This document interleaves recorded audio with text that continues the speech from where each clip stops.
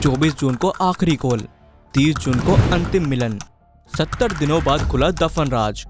ASCII में बहन ने खौफनाक साजिश कर दिया छोटे भाई का मर्डर। इस घटना को सुनने के बाद लोगों का कहीं न कहीं रिश्तों से विश्वास उठ जाएगा। कोई भी भाई अपनी बहन पर विश्वास करने से पहले कई बार सोचेगा। नमस्कार दोस्तों, मेरा नाम है सुदेश कुमार। आज की जो सच्ची घटना मैं आपको सुनाने जा रहा हूँ, ये घटना झारखंड के जिला रामगढ़ के बरतुआ गांव की है।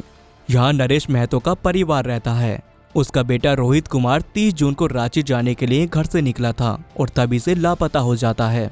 उसके पिता और घर वालों ने उसकी हर जगह तलाश की, लेकिन उसका कुछ पता नहीं चल रहा था। उसके दोस्तों, रिश्तों, हर जगह पूछताछ की, लेकिन सफलता नहीं मिल रही थी। एक दिन नरेश महतो पतरातू थाने में जाता है और पुलिस को सारी बातें बताता है। मेरा बेटा बहुत दिनों से लापता है, हर जगह देख लिया लेकिन कहीं नहीं मिल रहा। लेकिन पतरातू पुलिस ये कहकर मना कर देती है कि ये मामला हमारे थाने का नहीं है, आप रांची के चुटिया थाने में जाएं और वहां अपनी रिपोर्ट लिखवाएं। फिर वो पिता रांची के चुटिया थाने में जाता है और रोहित कुमार, जिसकी उम्र 21 वर्ष थी, की गुमशुदगी दर्ज करवाता है।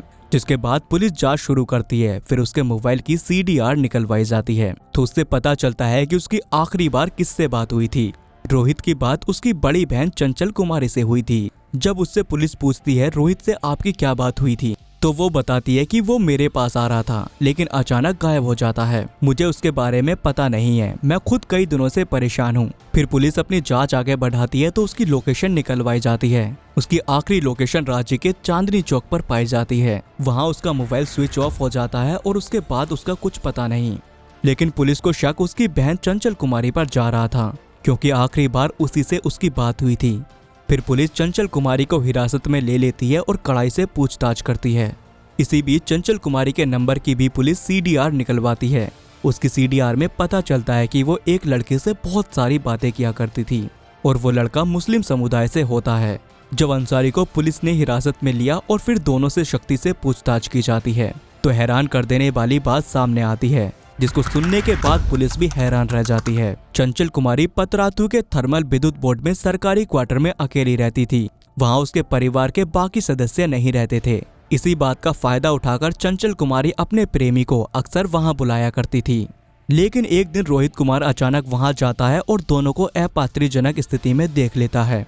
इसी बात पर दोनों की बहुत बातें होती हैं। वो उसको समझाता है कि ये सब करना ठीक नहीं है, कोई सुनेगा तो क्या बोलेगा, क्योंकि लड़का मुस्लिम था। लेकिन चंचल कुमारी फिर भी नहीं मानती। वो अपने प्रेमी से मिलना जुलना जारी रखती है। इस बात को लेकर दोनों भाई बहनों में लड़ाई झगड़ा भी होता है। फिर यहीं से शुरू होता है खूनी वारदात को अंजाम देने का काम। इसमें चंचल कुमारी का सहयोग करता है उसका प्रेमी अंसारी। फिर एक बहन रिश्तों के पन्नों पर अपनी मोहब्बत की ऐसी खूनी और खौफनाक कहानी लिखती है, जिसकी सच्चाई ने सबको हैरान परेशान कर दिया। 30 जून को चंचल कुमारी उसको अपने पास बुलाती है। जब रोहित कुमार रांची के चांदनी चौक पहुंचता है तो उसे वहीं चंचल कुमारी मिल जाती है। चंचल रोहित से उसका फोन ले लेती है और उसको स्विच ऑफ कर देती है। फिर उसको अपने सरकारी क्वार्टर में लेकर जाती है, जहां पर उसको कुछ खाने पीने को देती है। उसी में वो नींद की गोलियों की ओवरडोज दे देती है, जिसको खाने के बाद उसका छोटा भाई वहीं मर जाता है। उसका भाई तो मर जाता है, लेकिन अब वो उस लाश का क्या करे उसको कुछ समझ नहीं आ रहा था। फिर चंचल कुमारी अपने प्रेमी को वहां बुलाती है और उससे पूछती है अब इसकी लाश का क्या करें। यही सोचने में उनको एक दिन से ज्यादा हो जाता है, जिसके बाद दोनों मिलकर उसी सरकारी क्वार्टर में एक गड्ढा खोदते हैं और उसकी लाश को वहीं दफन कर देते हैं। इतना ही नहीं, अपने गुनाहों पर पर्दा डालने के लिए एक मिस्त्री को बुलवाकर उसके ऊपर से पक्का प्लास्टर भी कर देते हैं। लेकिन पुलिस की चालाकी के सामने उनकी सारी की सारी चालाकी धरी रह गई और 70 दिनों बाद पुलिस ने जमीन खोदकर उसके अंदर दफन राज को बाहर निकाला। इसके बाद पूरे इलाके में सनसनी फैल गई। जिसने भी सुना सब सन्न रह गए। फिर पुलिस ने चंचल और उसके प्रेमी को जेल भेज दिया।